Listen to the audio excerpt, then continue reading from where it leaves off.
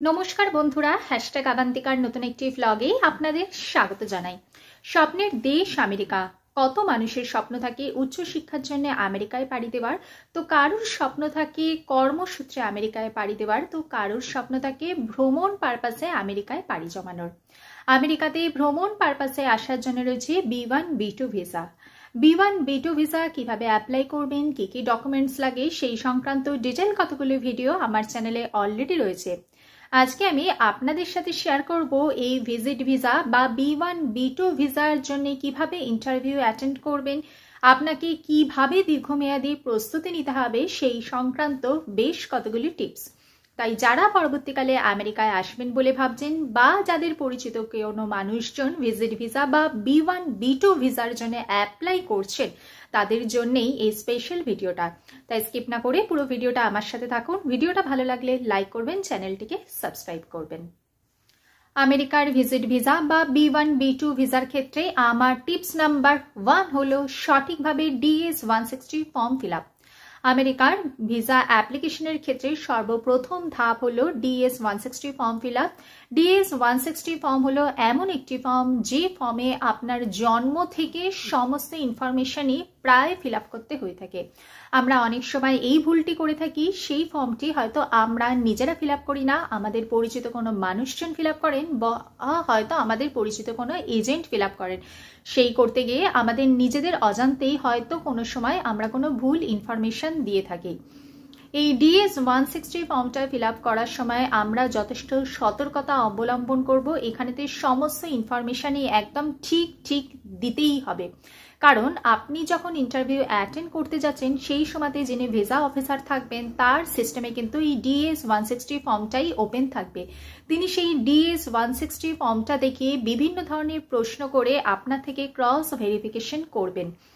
আর DS-160 ফর্মটা আপনি যখন ফিল আপ করছেন আর যখন ইন্টারভিউ দিচ্ছেন সেই সময়ের মধ্যে বেশ কিছুদিনের গ্যাপ থাকবে।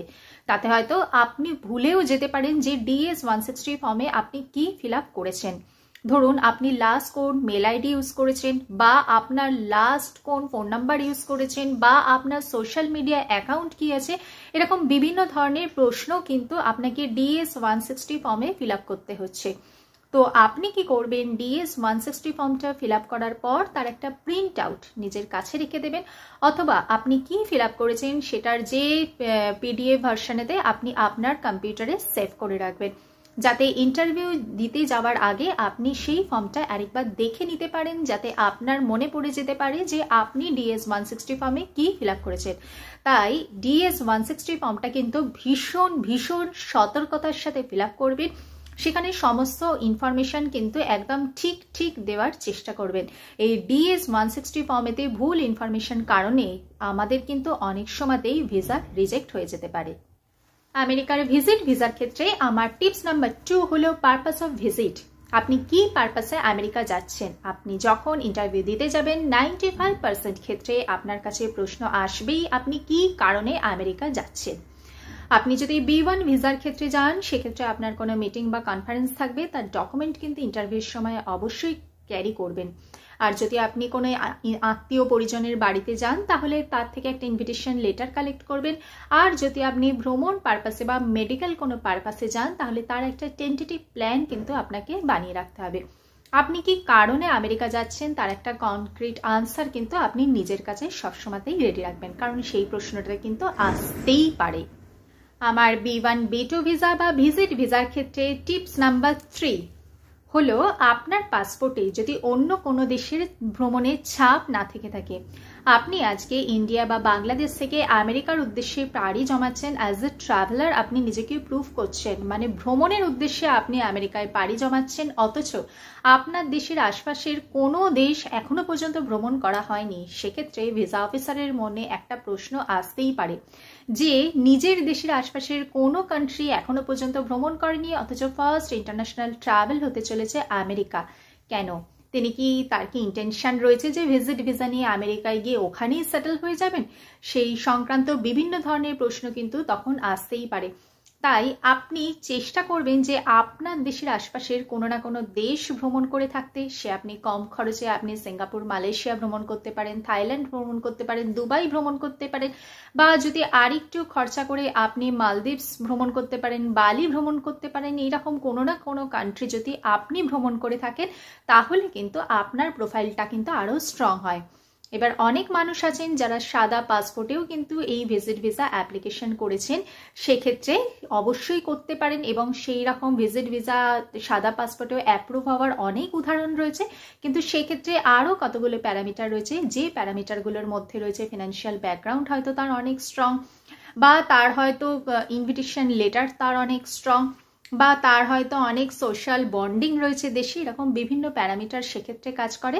তবে বেটার হয় যে আপনার যদি দেশ ভ্রমণের কিছু ছাপ যদি আপনার পাসপোর্টে থেকে থাকে তাহলে কিন্তু আপনার যে প্রোফাইলটা সেটা আরও অনেক স্ট্রং হয়ে থাকবে। আমেরিকার ভিজিট ভিসা বা B1 B2 ভিসার ক্ষেত্রে আমার টিপস নাম্বার 4 হলো হোম টাইস। আপনার দেশের প্রতি আপনার বন্ডিং কতটা, দেশেতে আপনার কতজন ফ্যামিলি মেম্বার রয়েছে, ফ্রেন্ড সার্কেল কীরকম, আপনার সোশ্যাল স্টেটাস কীরকম, তার উপরেও কিন্তু আপনার এই ভিজিট ভিসাটা ডিপেন্ড করে থাকছে। ভিসা অফিসার হয়তো আপনার থেকে বিভিন্ন ধরনের প্রশ্নের মাধ্যমে জানতে চাইছেন যে আপনার ইন্টেনশনটা কি, আপনার কি দেশেতে আপনার দেশের মানুষজনের প্রতি আপনার টান কীরকম, নাকি আপনি দেশের প্রতি সমস্ত মায়া বাধা বন্ধন ত্যাগ করে আপনি আমেরিকাতে গিয়ে ভিজিট ভিসা নিয়ে আমেরিকায় প্রবেশ করে ওখানেই পার্মানেন্টলি সেটেল হবেন। দেশের প্রতি আপনার টান কতটা সেটা দেখানোর জন্য জানার জন্য উনি কিন্তু বিভিন্ন ধরনের প্রশ্ন করবেন। সেই ব্যাপারগুলো কিন্তু অবশ্যই আপনি মেন্টালি প্রিপেয়ার থাকবেন। আমেরিকার ভিজিট ভিসা বা B1 B2 ভিসার ক্ষেত্রে আমার টিপস নাম্বার 5 হলো আপনার যদি কেউ আত্মীয় পরিজন কেউ থেকে থাকে তাহলে চেষ্টা করবেন তার কাছ থেকে একটা ইনভিটেশন লেটার কালেক্ট করার। ইনভিটেশন লেটার কিন্তু আপনার প্রোফাইলকে একটা স্ট্রং করবে, কারণ যিনি আপনাকে ইনভাইট করছেন তার রেসপন্সিবিলিটি যে আপনাকে আপনার দেশেতে ফেরত পাঠানোর। তিনি কোন স্টেটে রয়েছেন, তার ভিসা স্ট্যাটাস কি, তার জব স্ট্যাটাস কি, এই সমস্ত ইনফরমেশনগুলো কিন্তু আপনাকে ইন্টারভিউ দিতে যাওয়ার আগেই কিন্তু কালেক্ট করে নিতে হবে। নেক্সট টিপস হলো ফিনান্সিয়াল ডকুমেন্টস।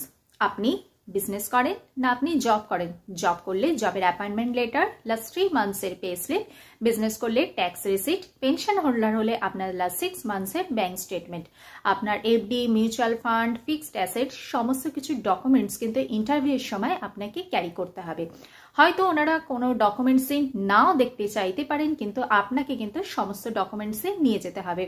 ওনারা বিভিন্ন প্রশ্নের মাধ্যমে আপনার থেকে জানতে চাইবেন যে আপনি দেশেতে ফিনান্সিয়ালি যথেষ্ট স্ট্রং কিনা, নাকি আপনি আমেরিকাতে গিয়ে সেটেল হতে চাইছেন।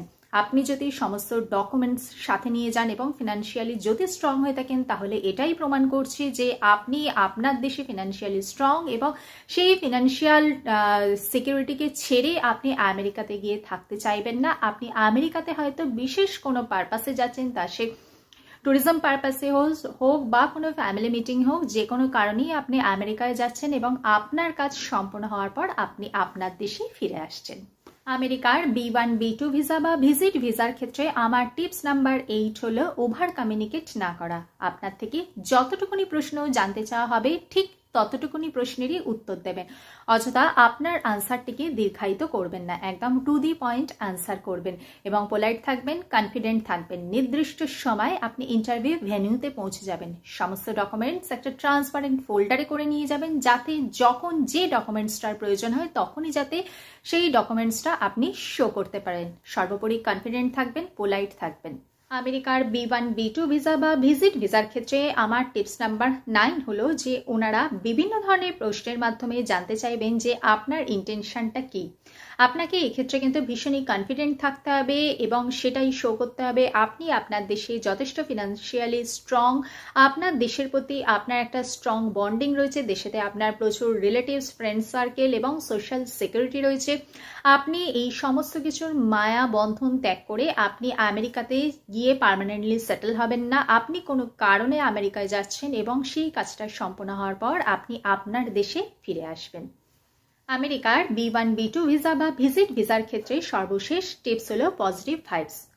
B1 B2 ভিসার মেয়াদকাল 10 বছর, যার মধ্যে অ্যাট এ টাইম আপনি ম্যাক্সিমাম 6 মাসই আমেরিকাতে থাকতে পারেন। আমেরিকার ভিজিট ভিসা অনেক সময়তেই শোনা যায় রিজেকশনের বিভিন্ন ঘটনা, অনেক সময়তেই সেটা অ্যাপ্রুভ হয় না বিভিন্ন কারণে। আপনার কাজ হলো একদম প্রথমবারেই এই ভিজিট ভিসাটা অ্যাপ্রুভ যাতে হয়ে যায় সেই চেষ্টা করা। তার জন্য প্রয়োজন দীর্ঘমেয়াদী প্রস্তুতি। প্রথম থেকেই সমস্ত টিপসগুলো ভালোভাবে ফলো করবেন এবং সবসময়তে কনফিডেন্ট থাকবেন, পোলাইট থাকবেন এবং একদম টাইমে ইন্টারভিউ ভেন্যুতে পৌঁছে যাবেন এবং সমস্ত টিপসগুলো ফলো করবেন। তাহলেই দেখবেন ভিজিট ভিসা আপনার হাতে মুঠোয় চলে আসছে। ভিডিওটি ভালো লাগলে লাইক করবেন, চ্যানেলটিকে সাবস্ক্রাইব করবেন। টিপসগুলো পেয়ে আপনি যদি উপকৃত হন আমাকে কমেন্ট করে জানাতে পারেন। দেখা হচ্ছে পরবর্তী ভিডিওতে। ভালো থাকবেন, সুস্থ থাকবেন। নমস্কার।